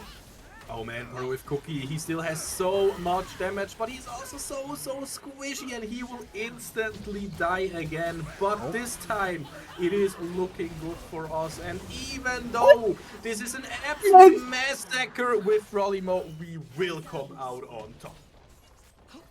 He is Batman. The light shone once again. And he goes for the flash ult, gets the double CC, gets the Annie, gets everyone. And it will be a herald over to Foxnyr. 14-14 in kills. What a massacre so far. Almost 2 kills per minute right now. A little bit behind on that, but pretty close. Gold, literally dead even, by the way. Yep, kills 14-14, gold 31.5, 4.5 now. If I hope Clone is watching, so I can say, na ihr Nudeln, ich bin Batman. Because that is what Frolimo is saying right now. I annoyed him. He didn't know the na ihr Nudeln, and I showed it to him, and he said he will never get those few seconds back in his life. So yeah. Ich bin Batman is what Frolimo is probably shouting all over Discord at this point, because man, he is looking so strong and so good. It's unbelievable. And meanwhile, okay, but I also want to have a moment and catch the annoying support here to cosplay game 1 against Zefi in a position to retaliate though together with Broken Barrel. This is an insane amount of damage. Frolimo teleporting onto bot lane. And this could be a bit of a weird stalemate here because Frolimo did not get anything out of the TP. Yeah, Batman showing up, but in a really unfortunate situation. What I really don't like, what teams often do, is you saw, Nautilus got caught, and everyone just ran past him. Everyone stopped hitting him for no, like, quote unquote, for no reason, which meant he could CC the karma, which meant Annie could land a free stun. Why not just, finish him off first and then, continue looking basically? But, yeah, Batman! No, Batman strikes again with the Gnar gadget and just throwing everybody into his team. Sadly, not too many people in the mid lane to be his team. But man, if Frolimo just gets this going, Ronnie, do you want to be there? I don't think so, because your nemesis Frolimo is up there and making life really hard for you. Now, we have a Panda Express in mid lane, which is called Herald with Never Panda in there. Arctozo, yeah, Thunderstorm will keep you alive a little bit longer, but it will not be enough to keep you alive forever. And the same can probably be said for Puffy, or maybe Flash will be enough. Nope! The Boomerang Blade from left on will just finish the diver off. Yeah, very, very nicely played there. Of course, a little bit of an overstep from the Xayah. Just gets smacked in the face by Vi. And just falls. And now Sivir is also starting to become really, really scary. It's not just the Gnar anymore, and we do have a little pause on the Rift. Luckily, we are not in LEC, so no chrono breaks possible here. Oh god, no. What I do want to say, though, by the way, because we know we're calling Frolimo Batman, and I actually think it's extra suiting, because he is a man of few words. And, Batman also is a kind of, he doesn't talk, he's just sometimes, basically. And that's literally Frolimo, he just hardly talks. So it actually suits really, really well. I like that one. Maybe we should rename from Frolimo to something Batman related. But yeah, I mean, game is in a decent state for Foxnyr right now. They will be able to get their second Drake, which is a Chemtech Drake. And of course, the game will resume. Hopefully. 0, 0, 0, 0, 0. Please don't tell me that spectate is broken again. I have not seen anyone write anything about it on Twitter yet or anything. So, you know, maybe this is just the pause delay. Yeah, maybe. Yeah, it is. Oh, Yeah, okay. Back into the game we go, and back into the dust. The dragon goes, because the buff will go over to our Foxnyr boys. okay. Now Gnar needs to be a little bit careful. Of course, he is pretty good into the Rexa and Belvev, but Annie is still pretty scary. Oh yeah, it is the fat guy from one team against the fat guy from the other team, but the problem is Frolimo. Oh, we still have to pause. Yeah, the pause delay. Maybe you can do something here. Left on looking really strong as well. Still has a spell shield to just maybe get enough damage through there. Not get CC'd. Arctoso also starting to auto attack here. Mr. Oregano trying to get out here. I'm so happy nobody aggroed Nash there, because aggroing Nash would have meant the death for Mr. Oregano. It could be the own team, it could also be the enemy team just throwing a random skill shot over there. And then suddenly Nash gets really angry. But that did not happen right now. Yeah, unfortunate catch from Frolimo there. It's actually funny. I saw him. He wanted to go back, and then I saw him cancel it to go for the wave, and I was like, no, don't greed. And unfortunately, Don't do it. unfortunately, the greed was around. Oh, actually, On bot lane, Burrow with Cookie. Even though he has 7 deaths, it is still a Karma looking really strong. Neverpanda on mid lane will get CC to death and hell and back again. Beautiful play pattern though here to get the kill on Puffy. Oh, never mind, turret goes down, and this means the last turret shot will not go through. Now left on is here, and with the ricochets and with the boomerang blade, he might be able to just get something here. Braum will fall. Left on looking strong as well, but not strong enough quite yet. Safety in the 1v1 again. This time Lol Brony is here to help his Annie. Frolimo going in for the aggressive approach. No! He will not get the kill.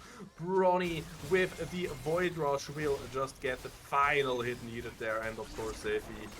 Zonia's Hourglass coming in clutch.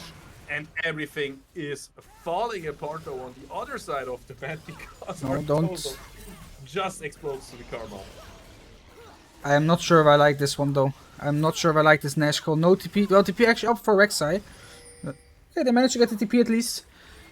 Vi needs to be careful. Vi is going into very deep situations multiple times. Has been punished about 4 times already as well, because he has 4 deaths. Yeah. But at least they managed to stop the Baron, get a kill on the Xayah as well. Another little kill going over to Sivir. Gladly take that. Now 2.5 items in, maybe 3 items, depending on... No, okay, almost 3 items in. Sivir becoming very scary slowly.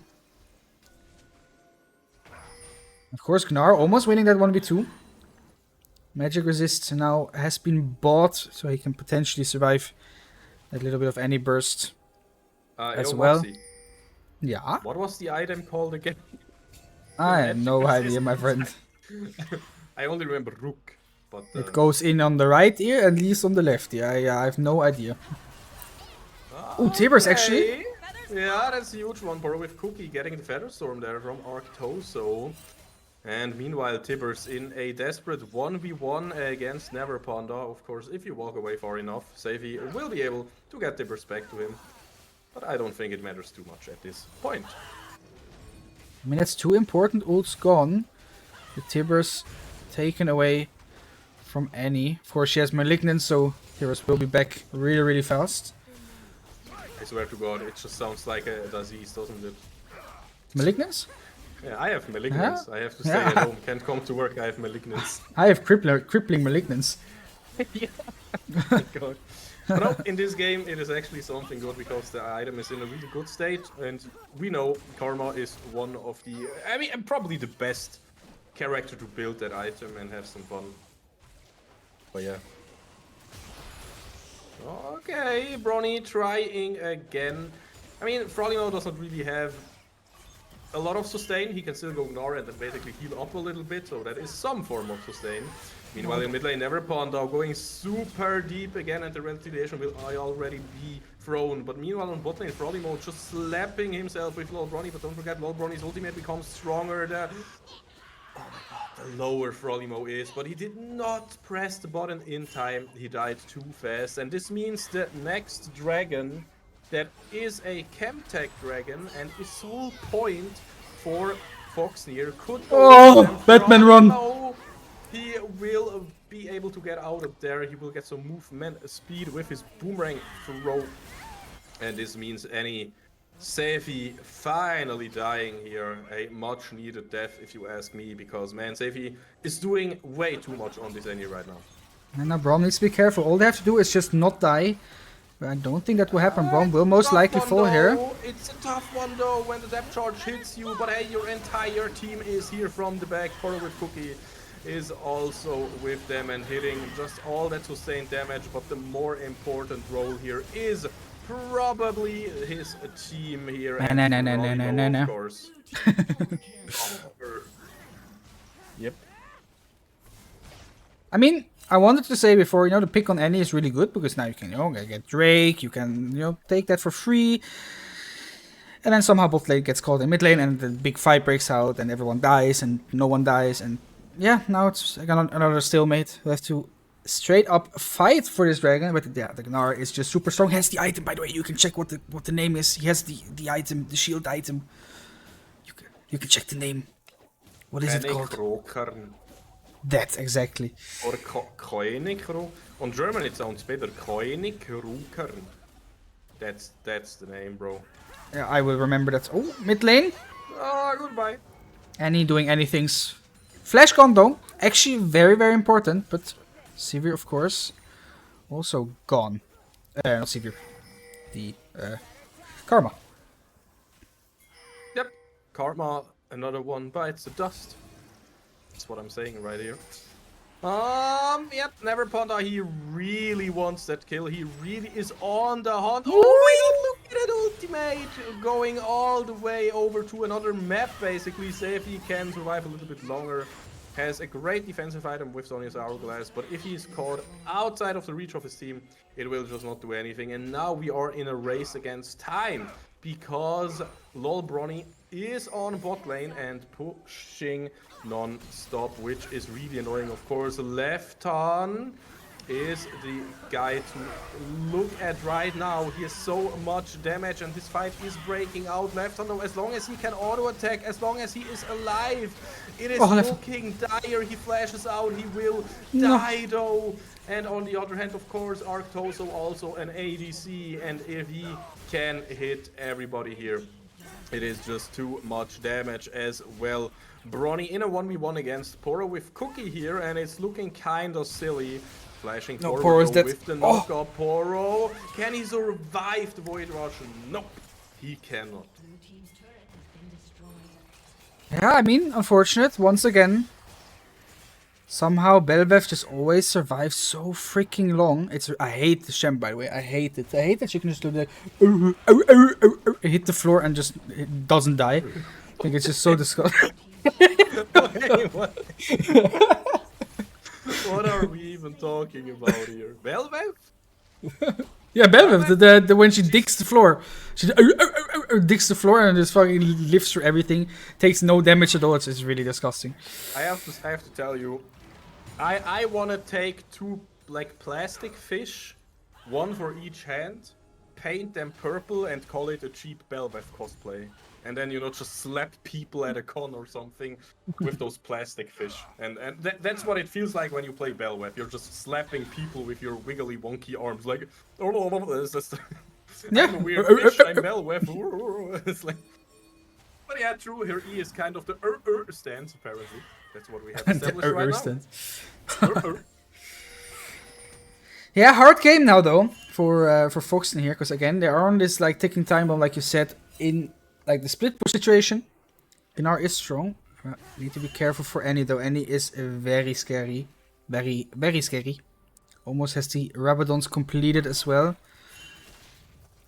Baron is the next objective. Anything at this point, if you okay, I don't even know where to go from here, but it's Annie's thing to do anything to stop them from coming towards the Nash now. They do not have enough damage though, because it's just Annie and Tibbers and Never Panda jumping over there, teleport coming in here and instantly has to start channeling because Bronny is not caring at all. It is all just again related to this ticking time bomb of maybe even finishing. No, imagine losing a turret like that, but hey, it could be much worse.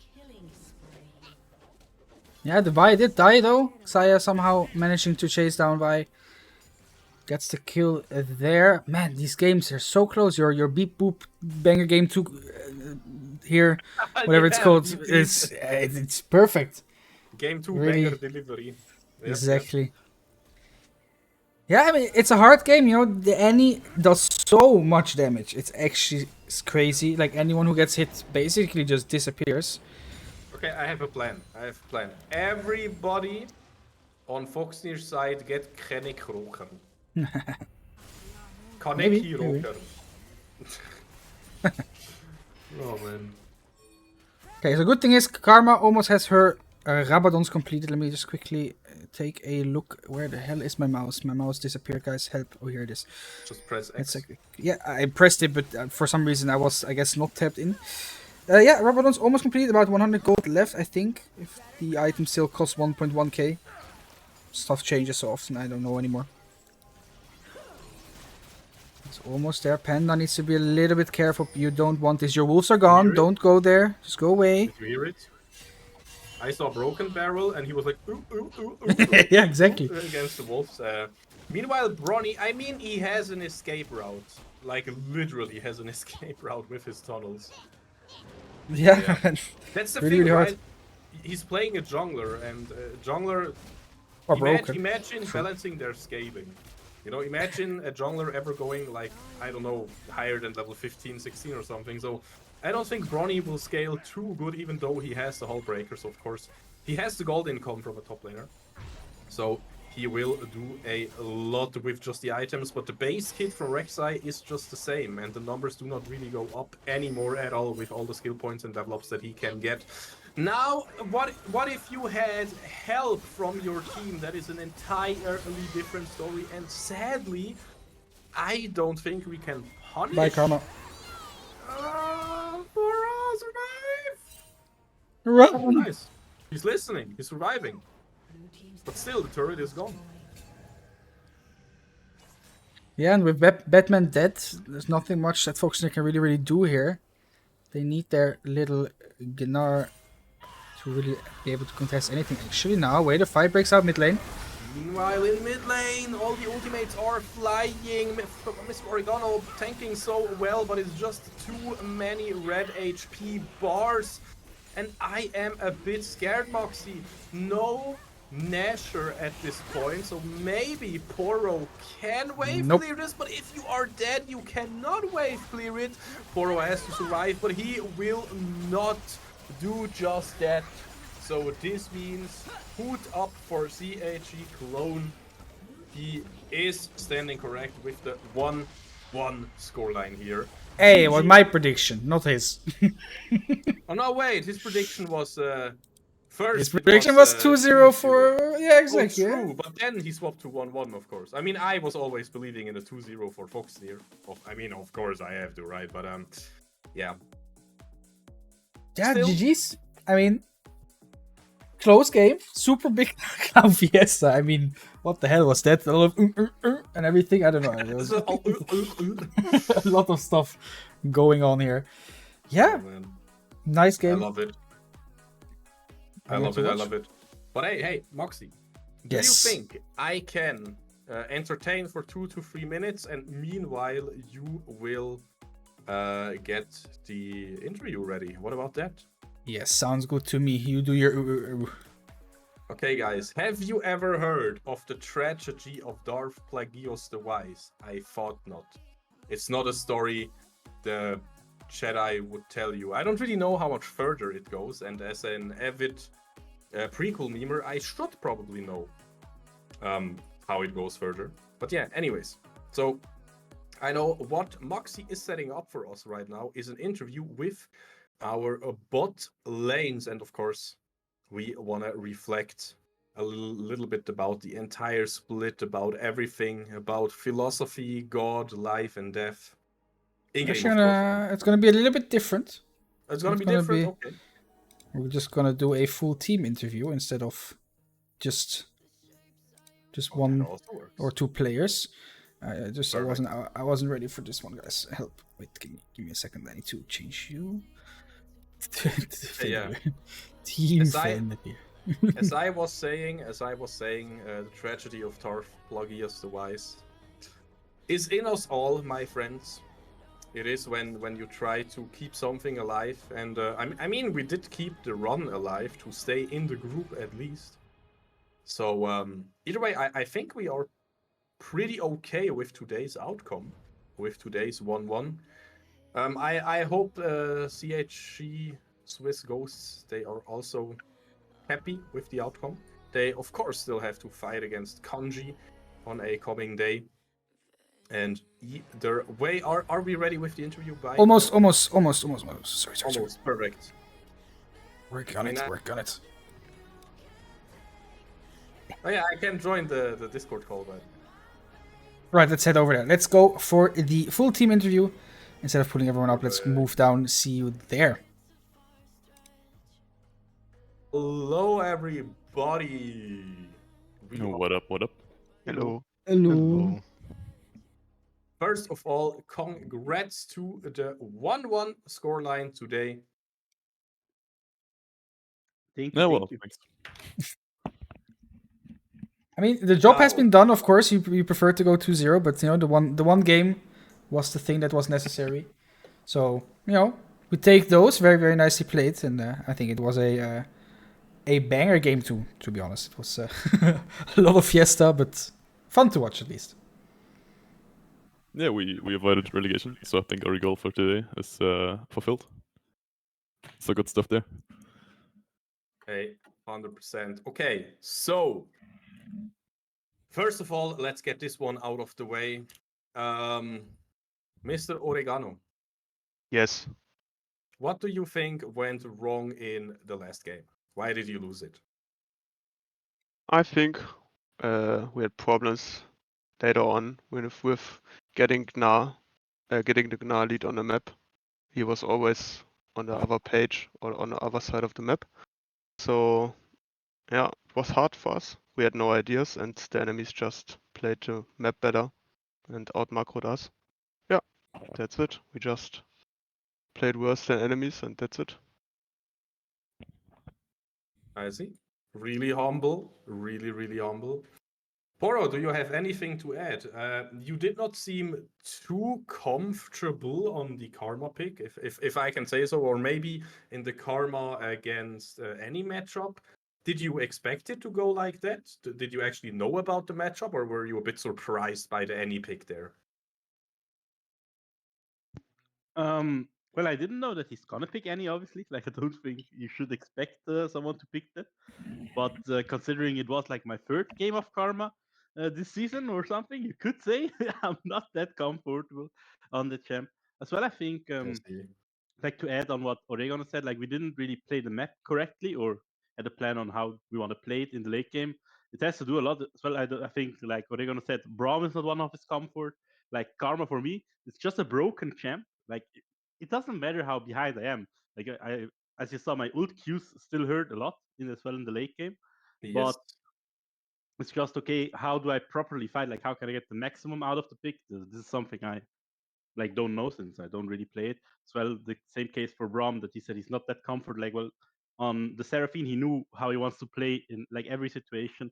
Here was maybe as well hard, but yeah, I think that's a problem as well that we like took how you say that we took that risk because as well we already won the first game. Like for us, the second game didn't really matter in the standings.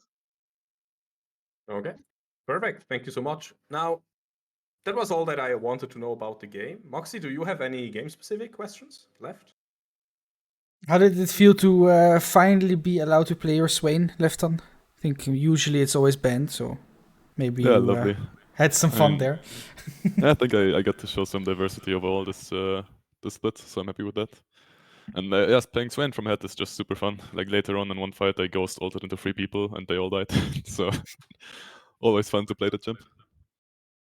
Yeah, true, true. For the rest, I don't really have anything game specific. You know, the split is now over, so Exactly. a well deserved rest. So yeah, no more tiebreakers or anything really coming your way. Now, of course, I wanted. I mean, since everybody's here, like in Super Smash Bros. Ultimate, I want to ask everybody a little bit, like maybe some reflections on the split, maybe some words about that, maybe some words about the future. But I kind of want to hear everybody on that one. So from top to bottom, maybe Frolimo, Mr. Batman, first. You have only been there for like 2 series, I think. So how was the split for you? Yeah, of course, I joined a little bit later because the top laner decided not to play anymore or something. I don't really know what happened there. But yeah, I think the whole integration part went fairly well. I tend to be more like resource low, so I think it makes it easier for me to just join any team and do my own thing, let the bot laners play the game. So yeah, I think it went pretty well. I'm fairly happy with the way I played. I think I did some overextensions at the end, but overall I think it was mostly fine. Okay, perfect. And did you enjoy playing in the lineup, or do you think that that was it and you will be gone again and maybe coming in at a later point like Batman? Do you have any specific plans already? I'm not sure yet. I have enjoyed playing here, but I obviously need to, juggle the time with spent on studying and playing League. So I'm not entirely sure. But I'd be down to play the next splits and stuff. Perfect. Lovely to hear if you had fun. Now, talking to the jungler here, Panda, I think you have been around for a longer time. How was the split for you? Yeah, it was more. I mean, not necessarily more. Yeah, it was a lot of turbulences on the way, I guess. But we got there in the end, I guess. I mean, of course, in the beginning we also aspired to go into playoffs, but we had after we couldn't play the first Prem League match, we already had tough second Prime League match day without any first game. I personally actually felt like I would have liked it more to be able to play the first one, even though it was a free win. And yeah, we had some troubles here and there with finding time, and we had exam issues and stuff like that, and people being sick. And then Okay. yeah, we had those solo laner swap outs because of having to play scrims with substitutes and stuff like that. So it was a turbulent split, but I mean we managed to not lose it all in the end. Now with two really good swap ins now, or how I don't know how you say it, but yeah, we have I'm really happy that we got those people here, and so thanks to the team in this at this point, I guess. And yeah, All right. Great to hear. Thank you so much. Now, Poro, you have also swapped in real quick for the end of the split. And honestly, I feel like, again, Frolimo and you looked pretty good. How do you think were you able to perform like that? I mean, besides of the karma game where I got PayPal by the enemy, I would agree. How much did you But get, actually? it was $50, like I couldn't really say no to that since we already had our standings. No, but let's keep the going. Jokes aside, I feel like, or first, I was like coaching the team as well a bit. I don't know if you knew that information.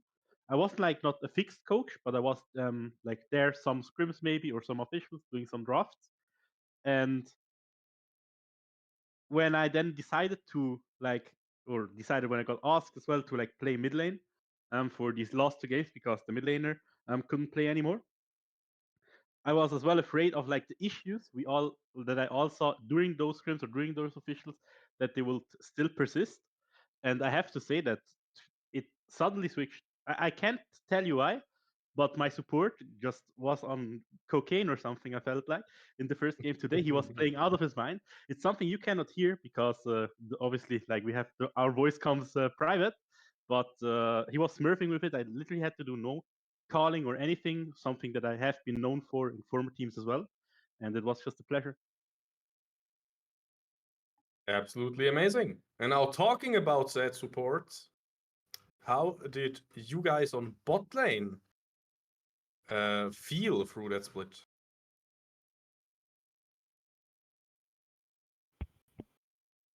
Oh, Yeah, well, support first, I'll just or- do first then, Yeah. I guess.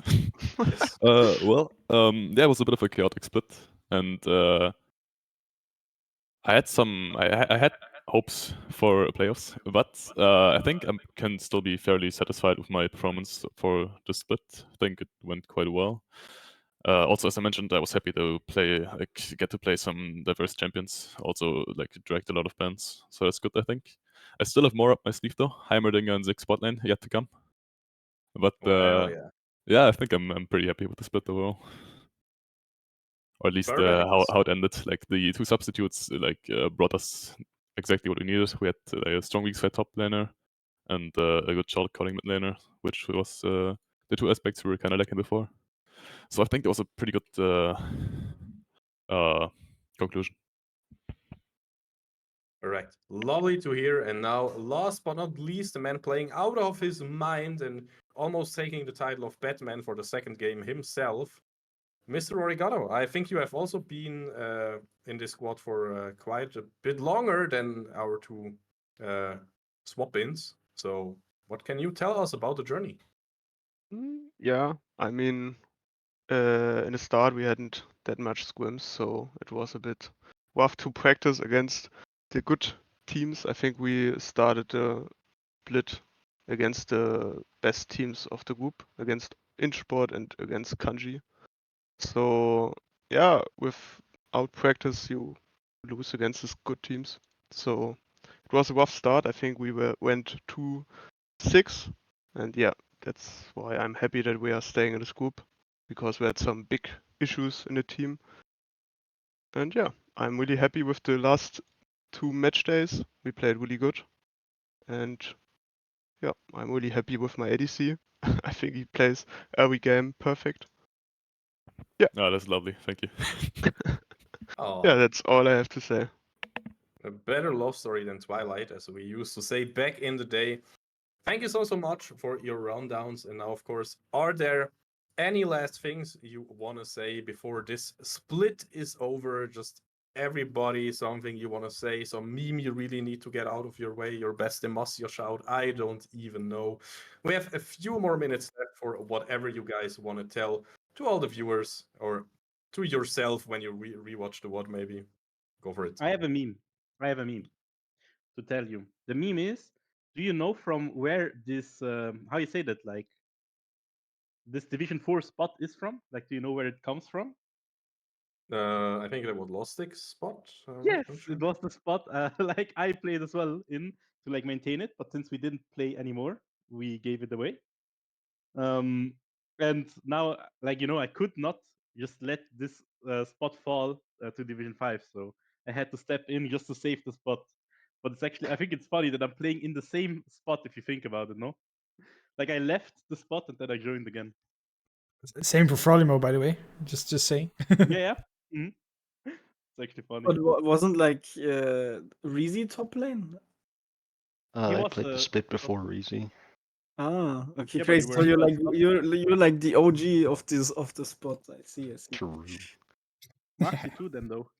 Yeah, I mean, I got us the spot. Just saying, if we want to go that Mhm. route, but I mean, I just thought it's funny, like, to see how everything is kind of connected. Like, I'm not just a stranger that came around, but it's like, for me and Frolimo, there's more connection to the spot. We had to maintain it, and you saw it from the NAR performances. Like, Frolimo was not willing to sacrifice the spot. Well, I'm just here talking about what's happening all the time because I was also a little bit involved in the casting at Lostic. So fun stories, yeah, fun stories for sure. So again, anybody wants to greet his grandma or something, as we will be closing up the interview soon.